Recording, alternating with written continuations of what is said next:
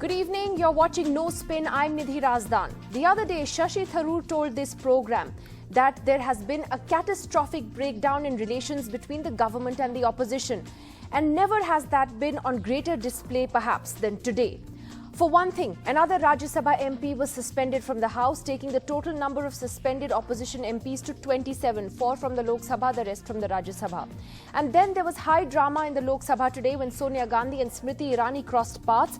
It did not end well, and I'll just bring you details on that in a moment. But the day actually began with the Congress's Adhir Ranjan Chaudhary calling the new president the Rashtrapatni. It immediately drew angry reactions from BJP women MPs in particular, who called his remarks sexist, and they demanded an apology from Sonia Gandhi. Adhir Ranjan Chaudhary blamed a slip of tongue and his poor Hindi for the remark. And in the Lok Sabha, Sonia Gandhi walked over to the Treasury benches to speak to the BJP's Rama Devi. That is when Smriti Irani jumped in and things took an ugly turn. Now the Congress says that Smriti Irani shouted at Sonia Gandhi and pointed a finger at her saying, "How dare you, this is not your party office." And Sonia Gandhi, the BJP says, apparently turned around and told Smriti Irani, "Don't talk to me." As other BJP MPs came with Smriti and apparently started heckling her, Sonia Gandhi was led out of the House by the TMC's Mahua Moitra, the NCP's Supriya Sule and other MPs from her party. This incident marks another low in an already bitter relationship between both sides. Joining us on the program tonight, Congress Member of Parliament Gaurav Gogoi, who was there when this entire drama played out. We have Mr. KJ Alphonse, former Minister and Member of Parliament from the BJP, Raghav Chadha, Member of Parliament from the Aam Aadmi Party, and senior journalist Aarti Jairath. I'd like to begin with you, Gaurav Gogoi. Rather sad to see these scenes playing out on the floor of the House. Would you agree that this really does mark a new low in the relationship between both sides? Well, absolutely, Nidhi. I think what we saw today after the House being adjourned, the careful, orchestrated verbal assault and physical intimidation of Srimati Sonia Gandhi by the BJP MPs, and mind you, not only was it Smriti Irani, but there were other union ministers and there were other male MPs as well who had totally encircled Srimati Sonia Gandhi, so much so, as you yourself stated, that female MPs from other opposition parties, sensing the danger to her physical safety, had to step in and escort her safely out. Now, it is surprising that a party that demands an apology from the Congress party in terms of our disrespect shown by an inadvertent remark towards the Honorable President, and our party, both our party leader Adhir Ranjan has expressed his apology. It's surprising that the BJP who demand an apology, they themselves really try to attack the modesty and dignity of Srimati Sonia Gandhi, heckling her. It was quite courageous of Sonia Gandhi to walk over to the Treasury bench where the large group of MPs were there and engage in a civil dialogue. And I must say, there were a few female BJP MPs who were engaging civilly, politely, professionally, diplomatically. But I think that these were not liked by a few union ministers who are facing the heat of extreme media scrutiny. And they came up, and the way they went after her, I think it was extremely sickening to see a senior, dignified lady to be attacked by her younger colleagues, by the opposition, both male and female. It was absolutely sickening, and I'm thankful to opposition female MPs for having come over and safely escorting out from what could have been a very physically dangerous situation. Let me ask Mr. Alphonse about that. Mr. Alphonse, you're hearing Mr. Gogoi there expressing his anguish at what happened. I mean, how do you sort of look at this incident today? Do you think it marks a new low in just basic civility between government and opposition MPs, which used to exist once upon a time, but seems to have evaporated? Nidhi, I am not a member of the parliament anymore, so I was not a witness to what happened in the House today. But you see, I am deeply distressed about what is happening in the parliament. Let me put it like this. I was Tourism Minister of India for 18 months. I did not get a single opportunity to answer a question in the Rajya Sabha at all. I got one opportunity to answer a question in the Lok Sabha, but never in my own house. I mean, can you imagine, I as a minister, I am accountable to the parliament, I am accountable to the people of this country. And what has been happening in the past few weeks in the parliament, Nidhi? You have, the moment the parliament starts, you have these MPs, mostly from Kerala, my own state, Kerala. They are out there with the banner right in front. Every day they come to the parliament with the banner shouting, and their only objective is to block the parliament because they have nothing to say about the issues which can be raised in the parliament. My stand always has been, your best weapon for a member of parliament is a mic. You want to butcher the government, you want to pickle the government, you want to abuse the government, your best weapon is the mic. Use that mic. When you disrupt the right of every MP, including your own MPs, to have a question answered in the parliament, start questions verbally to be answered by the parliament, by the ministers, you are denying the nation and the parliament the right to be heard, to be answerable to the people of India. Number two, even before that, you have the opportunity to raise any issue of importance in the 0 hour. That's 1 hour of 0 hour where you can go to the speaker, to the chairman, and say, this is an important issue. It can even be raised, the issue can be raised even in the morning and given to the chairman. Mr. Alphonse, I want to come to this point about disruptions in just a moment, but I know you weren't there in the House today when this sort of spat took place. But, from what you've seen, don't you think it's unfortunate that, basic civility now, it doesn't exist anymore? I mean, you're all political opponents, but it's never been so personal. And to see this happening on the floor of the House, even, after the House was adjourned, would you say that marks a new low in relations between government and opposition MPs? Nidhi, I think it's a low, but the whole problem is, you see, why should anybody block the parliament? I think, as I said earlier, I think this is very basic. I think we should settle on this issue first. You want to say anything in the parliament, you want to crucify the government, use a parliament forum, use a mic, use your question hour, use your 0 hour, and the opportunities which come to you every day, every minute in the parliament. You want to crucify the government, use that opportunity instead of blocking the parliament. All right. Well, I'm going to come back to the point that in the past the BJP has done the same. Arun Jaitley had in fact famously said that disrupting parliament was also a tool in democracy to get your message across. The question though, Raghav Chadha, is that now we are seeing an unprecedented number of Rajya Sabha MPs in particular being suspended during this session. The question is whether suspension then takes it too far and therefore becomes an undemocratic tool in a democracy. So, Nidhi, as this is for Raghav Chadha. This question is for Mr. Chadha. Okay. Yeah. Sure. I'll come back to you, Mr. Alphonse. As the newest and the youngest member of the Rajya Sabha, let me tell you, Nidhi, that I'm deeply disappointed and deeply underwhelmed with what's going on in the parliament. Today was my ninth effective day as a member of parliament, and I am very disappointed. And I've come to only one conclusion. And I've made this conclusion not from the prism of politics, but as an independent spectator of what's going on in the House, and which is that those sitting on the treasury benches do not want the House to run. The reasons why I say this are as follows. Number one, it was decided in the Business Advisory Committee that discussions on matters of public importance raised by the opposition, like price rise, etc., will take place. But when the House resumes, no such discussion is taken. No notice of suspension of business by any member of the opposition is even entertained by the chairman. Number three, the government, quite frankly, has no legislative business to introduce. They've not introduced anything. There is no conversation, no discussion on any legislative business that's going on in the Rajya Sabha. Number three, 9 effective days of functioning of the parliament have been washed out. What is the demand of the opposition? The opposition is saying, let's have one sensible discussion on price rise. One sensible discussion on price rise, Nidhi, will take half a day. You could have saved 8.5 days by giving in to the demand of the opposition.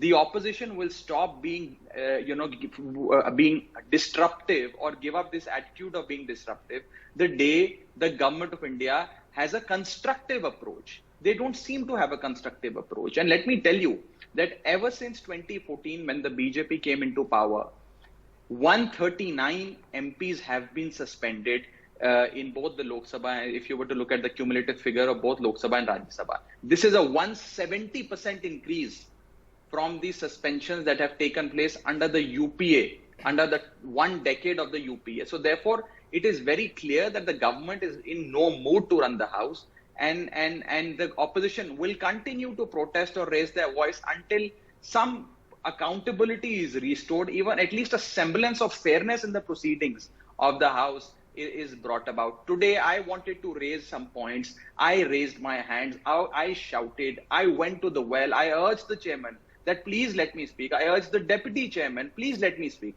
I wasn't given an opportunity, but both the leader of the House, Mr. Piyush Goyal, and the Honorable Finance Minister, Ms. Sitaraman, were given an opportunity to speak. No notice was given by them. No rule was cited by them.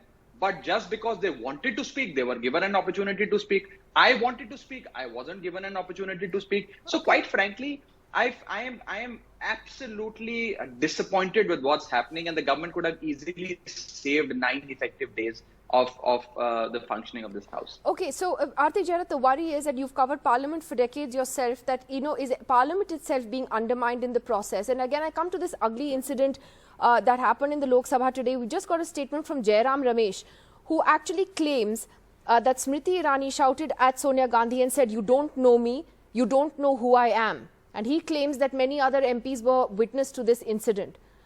What is this reflective of at this point in our polity? Well, I think, Didi, it shows how personalized the the friction between the opposition and the government has become. And it's become so personalized that it almost amounts to hatred. What we saw today between Sonia Gandhi and Smriti Irani, frankly, I mean, I've covered Parliament for 25 years, or perhaps more than that, 30 years. And I have never, ever seen this kind of exchange, particularly after the House has been adjourned, between somebody as senior as Sonia Gandhi and somebody who is a union minister in the government. And, Sonia Gandhi is a good, 20, 30 years older than Smriti Irani. Whatever happened, I mean, I think there is a certain amount of respect that one shows, for age and for standing. And I think that was not shown today at all. In any case, Didi, look, what Adhir Ranjan Chaudhary said was absolutely outrageous. And I think the Congress should have done some immediate damage control by asking him to hold a press conference and apologize for the remark that he made. Okay, the Congress was slow, to react and respond and do it. But, I mean, does it make any sense to stand up in Parliament and say that Sonia Gandhi sanctioned the humiliation of the president? I mean, it's like then we can, should the opposition start blaming Narendra Modi for all the outrageous things that are said by BJP leaders and BJP MPs and BJP ministers? Well, the BJP will probably tell you that they've attacked him personally as well. And the question, I come back to Mr. Alphonse on this point, is that is civility over in our political discourse? Is it over? Nithi, you see, I strongly believe there must be a complete civility in our discourse in the Parliament. See, I'm one of those who deliver very, very fiery speeches in the Parliament, mostly on the economy or anything. I do deliver huge punches on the opposition, but I've been so civil. I land up in the Parliament 15 minutes before every session starts. I go and shake hands with everybody out there, and we have a very good relationship. But my point is, even in a nursery class, there is a certain etiquette, there is a SOP, how we should behave. In a school, high school, there is. In a school, there is. Do you think Smriti Irani should have spoken this way to Sonia Gandhi, just based on age difference, if nothing else? Do you think, I mean, based on what you've heard, that this was unnecessary? See, Nithi, I'm not heard because I'm not a member of the Parliament anymore. So this is what I hear from you now. But I think every discourse has to be very decent. We can really disagree with each other, but we don't need to really use any abusive words. As I said, I use a lot of punches and I make fiery speeches in the Parliament, but I'm never abusive. I think we can really be good to each other. But the point is, why is it that the opposition is disrupting the Parliament? Why? Why do we disrupt the Parliament? Why I just told you the reasons why. At all. Well, Gaurav Gogoi, I'm going to go to Derek O'Brien as well, who joins us. We're just going to go to him in a minute. But Gaurav Gogoi, just on this point that Mr. Alphonse is making, that the ball is essentially, he says, in the opposition's court. You all are disrupting the House, and therefore the suspensions and everything else that has followed stems from that. Well, it was completely the opposite today. The ruling party themselves took the initiative. They made their insults, they made their allegations, and did not allow Adhir Ranjan Chaudhary to express his regret on the floor of the House. His mic was turned off, not once but twice. If you're demanding an apology, then at least give the mic to the person and allow him to have his say. But you didn't, because that was not the intention. You did not want to hear the regret. You did not want to have a normal discussion. Clearly, today was an orchestrated attack on Smriti Sonia Gandhi. In the speeches made by the BJP, both in the Lok Sabha and the Rajya Sabha, they targeted her personally. After the second adjournment, they shouted slogans of Murdabad against her. If anybody was civil today, it was Smriti Sonia Gandhi, who, despite hearing slogans of Murdabad, crossed over to the Treasury bench where the majority of BJP MPs were there, engaged in a civil discussion with one of very senior MP, and they had a civil dialogue, but this could not be understood or this could not be digested by the BJP.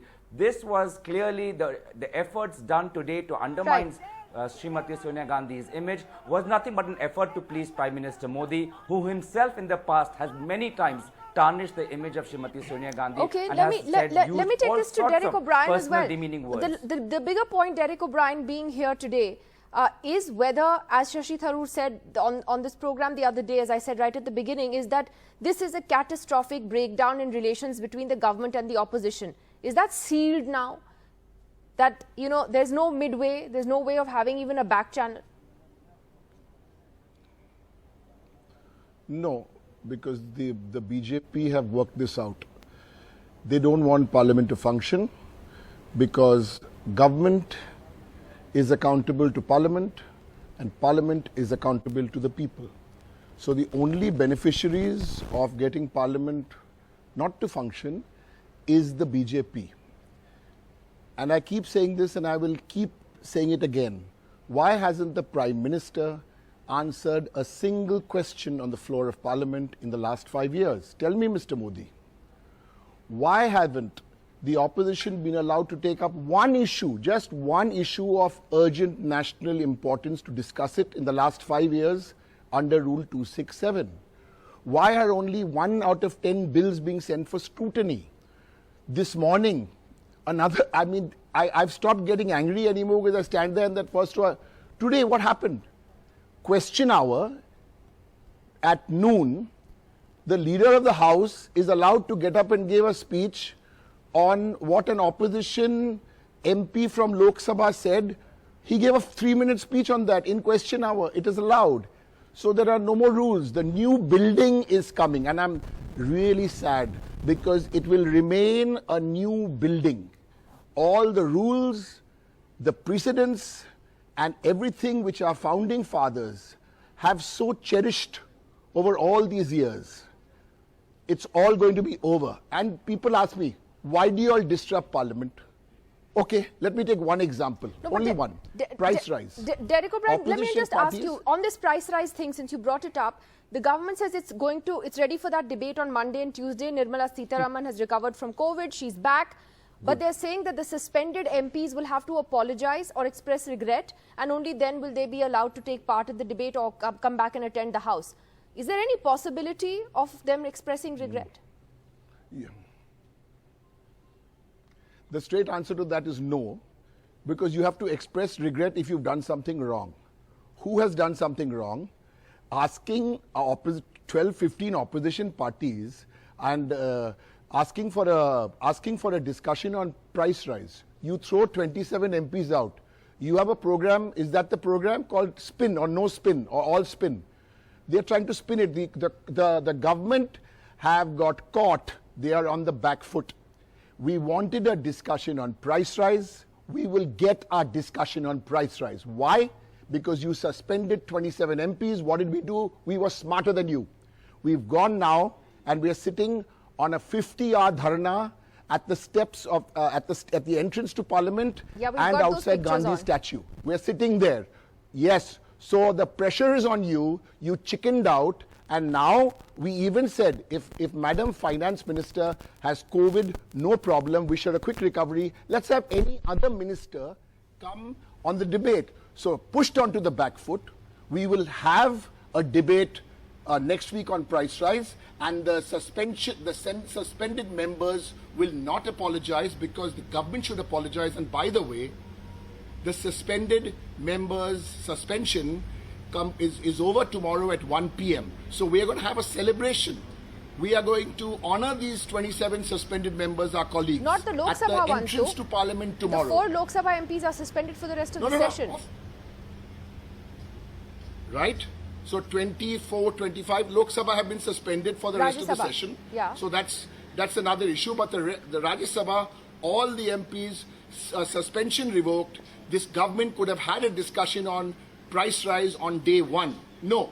They could have had it in the budget session. 27 days in the budget session, no discussion on price rise. 10 days here, no discussion. And now they're saying, you're ready for a discussion. No. We pushed you onto the back foot, and the opposition will use the rules, the procedures and the precedents of Parliament to preserve this great institution. We can't let this go. Mr. Modi and Mr. Shah can't see beyond aluminium, high-tech and some very nice wood paneling in Parliament. We are fighting for the heart and soul of Parliament as enshrined in our Constitution. All right, so you're saying that debate will go ahead, and of course the Rajya Sabha MPs have been suspended only till tomorrow. The Lok Sabha MPs, the 4 of them, however, for the rest of this session. So let's see how that plays out. I'm completely out of time. Thank you very much, Derek O'Brien, Gaurav Gogoi, KJ Alphonse and Aarti Jairath and Raghav Chadda for joining us. See you next week.